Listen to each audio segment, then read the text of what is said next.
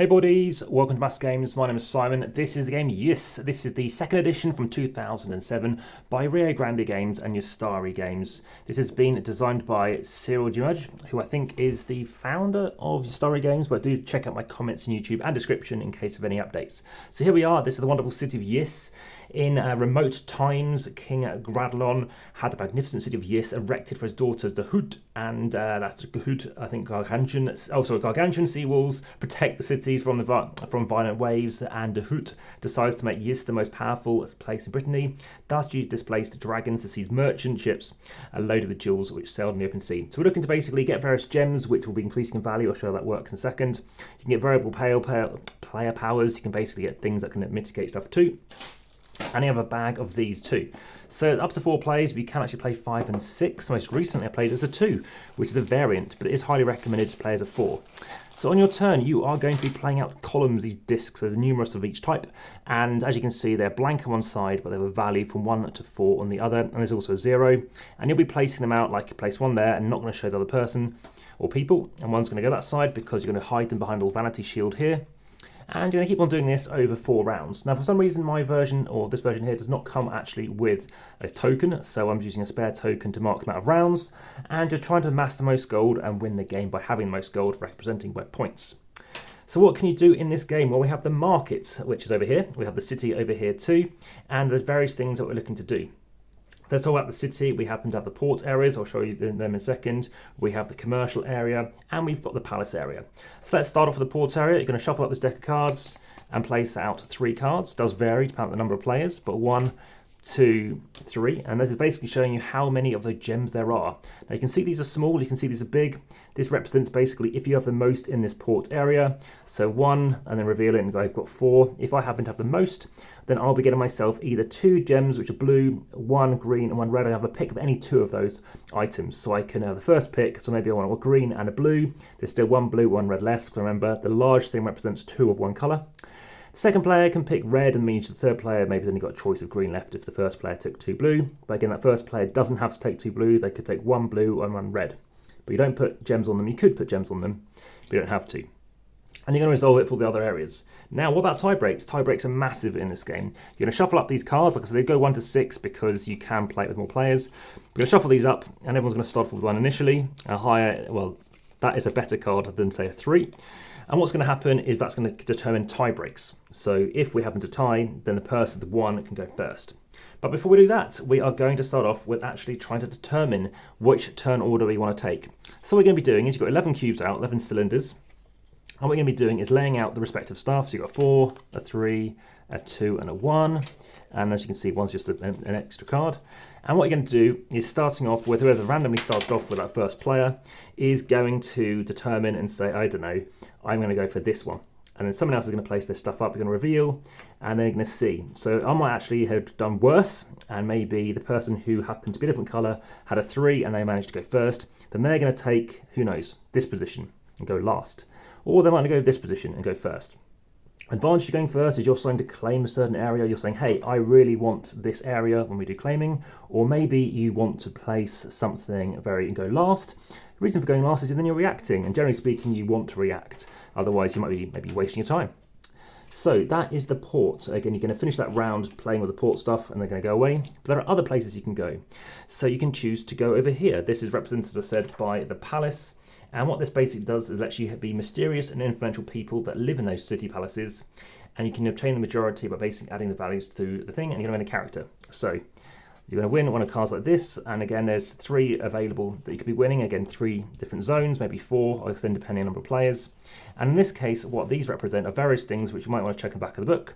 This one's called Magician, and this card must be played during the placing phase, right after one of the 4 times the player places their 2 brokers. Again, you've seen what these look like. These are brokers. Then you can swap their 2 brokers on the board and, of course, do something else. So that's that one done. Let me show you just one more example, but they're all very different. Sometimes they let you manipulate stuff. But in this case, this is referred to as a herald. So herald, this player moves one of their brokers from one area to another board. If need be, pawns may be moved from the market to the city. And this is where the game is a bit interesting because they can't constantly keep changing terms. They call these pawns, they call them brokers. What else do they refer to as? They have a few other things, like they don't have that counter marker. Some of the colours, they talk about some random colours in the game, like purple are listed here, and no purples in the game. We have black and we have red, but again, there is no listed of those colours. So there's some weird stuff going on with the rulebook. Anyway, as you can see, different terminology, just like the rulebook, bit unusual, bit ambiguous, but that is it. So again, something else you can be doing is trying to get yourself city cards to play on a future turn. And lastly, we've got the middle area, which is the commercial area. So players, the best total score in the area, immediately receive 3 coins. Again, 3 coins is victory at the end of the game, and you're going to move 3 squares ahead on the score track. So basically, you're simply not taking any coins, you're just moving ahead by 3 positions on the score track. So dig out your token at this point perhaps, and get yourself 3 points. This is a Kramer track, by the way, so this is basically designed by Wolfgang Kramer, who came up with the idea of a Kramer track. And now you've got yourself 3 points, again, most points, and then the game wins. We can also go to the market. So what you're going to be doing is you are going to be flipping over a 5th one of these sailing cards. So you can flip a card over, one of these, and we're going to start placing out some gems. So you're going to place a green at the bottom, then a blue, then a red.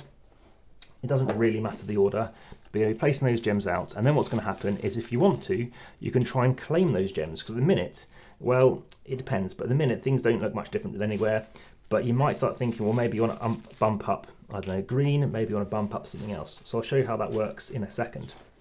The reason why it's important to go for gems as well as just getting straight up victory points is gems are a big way of gaining victory points, because at the end of the game, if you happen to have the most in a certain colour, so if blue happens to be the best and you have the most blue, you're getting yourself 24 points. If green happens to be second, then here we go, it's second in the list, and you're getting yourself 20 points. So you need to have the most. So at the end of the game, you've got 6 red, someone else has got 5 red, and it's here, like this, then it's the 4th worst colour, and here we go, I've got the most, I get 12 points, second most gets 9, difference of 3 points, but of course, if you want to get blue, you might be getting yourself an extra 6 points.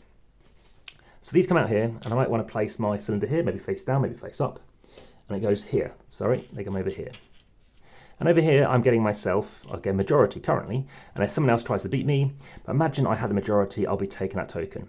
You then keep going, but this time we're going to go this way. And again, if I've got the most, and it's higher than these amounts, so this doesn't even to do with colours. If I've got a 4 here, and there's a 3 here, or a 3 and a 4, that's 7, that's a 5, that's a 2, and that's a 1, let's say, then these are all going to bump up. So it's going to move up by 2 positions, 1 position, down 1 and down 2. And suddenly you can see everybody wants to try and get blue gems. Blue gems, again, you're going to try and find more gems, more places to fight over. And that's it. That's pretty much how the game's going. Basically, you've got 11 of these tokens. You're bidding with one initially to see turn order. You're placing out the other 8 initially. And then lastly, you can have 2 left, which is going to go with the very first one you started off with, to determine any kind of tie breaks as well. So you might have a tiebreaker here, but then you're going to reveal those final 2 things. You might have held back on them, so they're quite weak, and suddenly you might win some tie breaks. That's pretty much the summary of the game. I would give this game a kind of 7.5 rating. It's a bit of a classic. Like I said, there are some issues which I did bring up initially with what is going on in the rulebook, and of course the colours are a bit strange. You can also get some other colours. You can get black ones, and you can choose to get clear or basically regular diamond ones as well, which are basically wild. You're signing it to be a certain colour. Immediately when you win it, you are then chucking it in. So you do have like this colour here, and you're saying, well, I'm going to claim it, and I'm going to choose what colour I want it to be. So there are various things you can be playing with. Again, straight up victory points are possible, and they do vary quite a bit. And again, there's other things that you can sort of spot in here too. So yeah, yes, very interesting game. Like I said, this is a quick kind of explanation, but it's not a long game.